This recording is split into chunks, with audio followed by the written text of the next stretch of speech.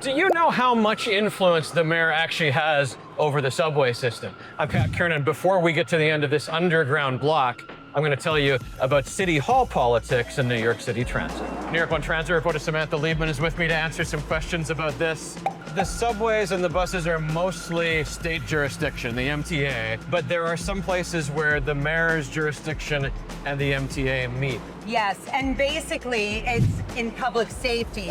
The mayor controls the NYPD and the NYPD patrols the subway. And it is an issue in this campaign, but subway crime is actually very low right now. But even when the numbers are low, if there's a perception that crime is bad, that becomes an issue for a mayor or a mayoral candidate. It's perception versus reality, and the mayor has to fight that. And one of the ways that Mayor Adams has done that is put more police in the subway. The MTA sets the fare so that determines affordability of the subway. But separately, the mayor and the city council have the Fair Fares program that they fund, which says that people under a certain income threshold can apply for reduced fares. And that threshold right now is set at 140%. 140% of the poverty level. And it is going to go up to 150%, but the city council actually wanted to go up to 200%, but the mayor did not go along with that in the current budget. And there are still people who are eligible who haven't signed up. Exactly. The MTA does a lot of outreach, but the city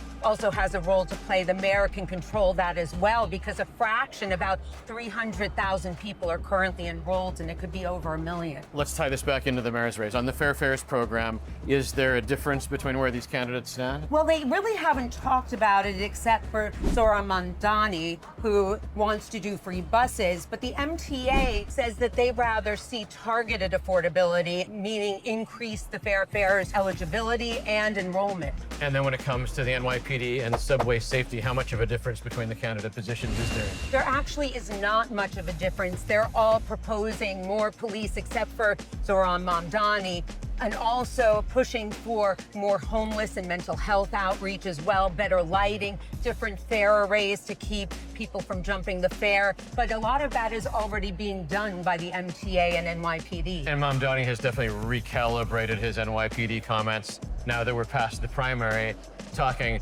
more about maintaining existing policing, but still having that aspect of outreach and mental health services. That's right, and in the subway, that actually happens. The MTA police accompany social workers and other mental health professionals to help people, and the city also has a program that does that as well. We're at the end of our underground block, thank you. My L train's just over here, so I'm gonna grab it. I'm gonna get my A train. Okay, thanks, Samantha.